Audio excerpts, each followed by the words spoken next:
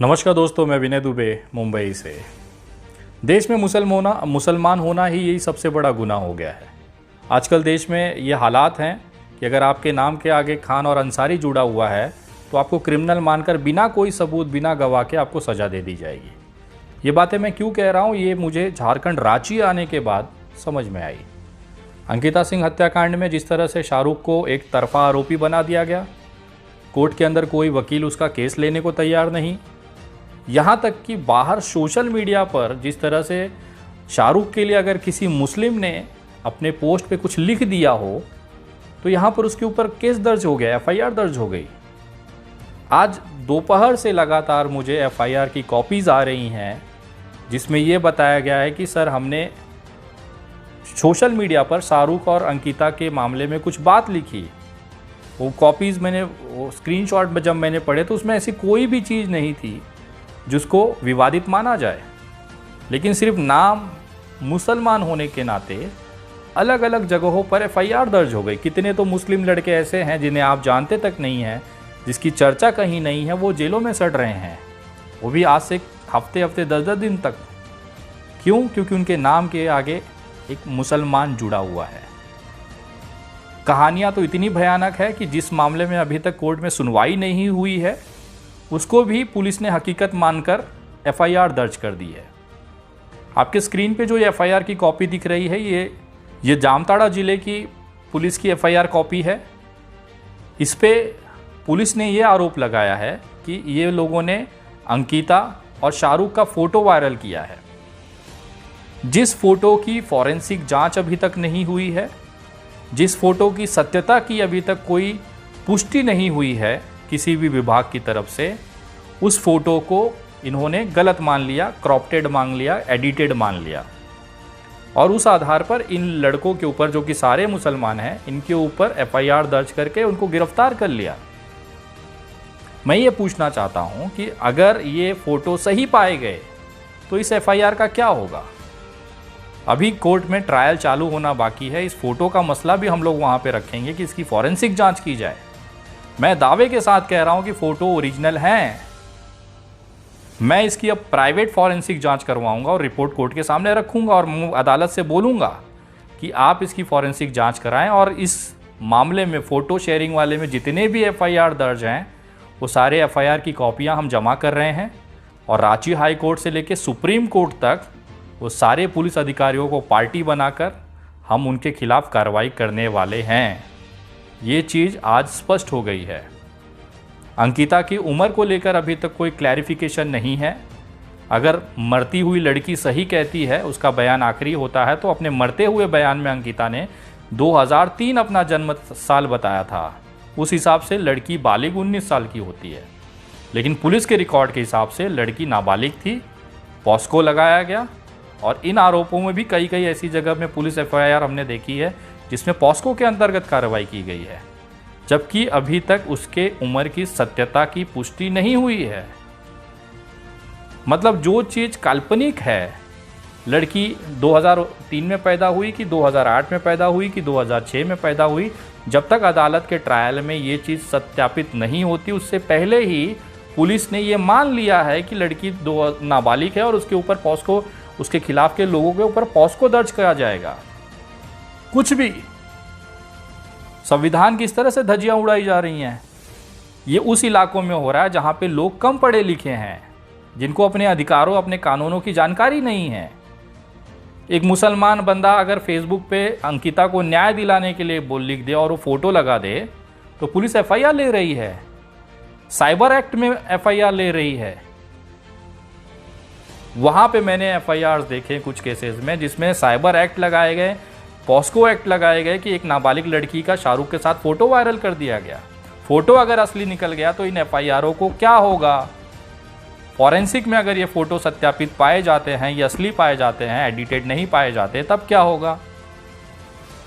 मैं उन तमाम मेरे प्रशासनिक पुलिस अधिकारियों से निवेदन करता हूँ, कृपया अंकिता सिंह और शाहरुख का जो मसला है वो हाई कोर्ट में, वहाँ के कोर्ट में ट्रायल होने दीजिए।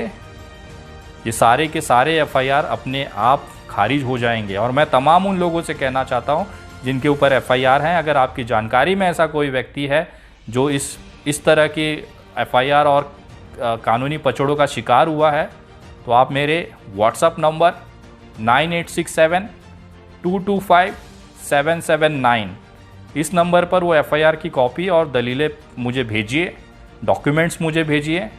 वो सारे एफआईआरों का एक पिटीशन बनाकर रांची हाई कोर्ट में हम उसे लगाएंगे और इस आदेश पे कार्रवाई ना हो इन एफआईआरों पे जब तक उम्र का फैसला और फ़ोटो की सत्यता पर फैसला नहीं आ जाता कोर्ट का, तब तक इस पे हम स्टे ले लेंगे। और अगर फ़ोटो की सत्यता सही पाई जाती है और लड़की की जो उम्र है अगर बालिग पाई जाती है, तो इन पुलिस अधिकारियों में जिन्होंने इस पे एफआईआर लिया है उनके ऊपर कार्रवाई के लिए हम लोग हाई कोर्ट से सुप्रीम कोर्ट तक जाएंगे। आपके मनमर्जी से कोई भी कलम आप घस देंगे, नियम बन जाएगा, वो अब नहीं चलता है। ये 2022 का नया भारत है सर। कानूनी तौर पर आप उस लड़कों को उठा रहे हैं जिनको कानून का पता नहीं है। आप कोई भी कार्रवाई करोगे सिर्फ मुसलमान को देखकर। क्या अंकिता और शाहरुख का फ़ोटो वायरल करने में सिर्फ मुसलमान ही थे? मैं आपको 200 ऐसी हिंदू आईडीज़ दे दूंगा जो दुमका और आसपास के ज़िले के हैं जिन्होंने शाहरुख और अंकिता की फ़ोटो लगाकर पोस्ट की है। बाबूलाल मरांडी जो पूर्व मुख्यमंत्री हैं, उन्होंने अपने ट्विटर हैंडल पे फ़ोटो वायरल की है। आप लेंगे पूर्व मुख्यमंत्री के खिलाफ एफआईआर? मैं एप्लीकेशन देता हूँ। सिर्फ कुछ संगठन के 250-100 लोग आके पुलिस स्टेशन का घेराव कर लेंगे, आप कोई भी एफआईआर ले लेंगे? अगर यही मानक है झारखंड में एफआईआर लेने का, तो मैं 1000 लोग लेके पुलिस स्टेशन आता हूँ और लिखाता हूँ नरेंद्र मोदी के खिलाफ एफआईआर। आप लेंगे? यशोदा बहन को उन्होंने 40 साल से छोड़ रखा है, एक महिला के ऊपर अत्याचार किया है। मैं दावा करता हूँ कि यशोदा बहन से दहेज के लिए नरेंद्र मोदी ने उनको छोड़ के रखा है। आप करेंगे विश्वास? यशोदा बहन ने उनको दहेज नहीं दिया था, इस वजह से नरेंद्र मोदी को उन्होंने छोड़ दिया था। आप करेंगे विश्वास? लेंगे एफआईआर? मैं 1000-2000 लोग लेके आता हूँ पुलिस स्टेशन। अगर भीड़ ला के दबाव बना के एफआईआर करना है तो मैं आपसे बेहतर जानता हूँ सर। दूसरी चीज़, दबाव के आगे कानून नहीं तोड़े जाएंगे। और अगर आपको जेल ही भरना है, आपको मुसलमानों से इतना ही प्यार है, उन्हें जेल में डालना है, तो आप पुलिस स्टेशन का आप जगह बताइए, आपकी जेलें कम पड़ जाएंगी। उतने लोग मैं भर दूंगा उसमें खुद भी जाकर। कानून की इस तरह से धज्जियां नहीं उड़ने देंगे।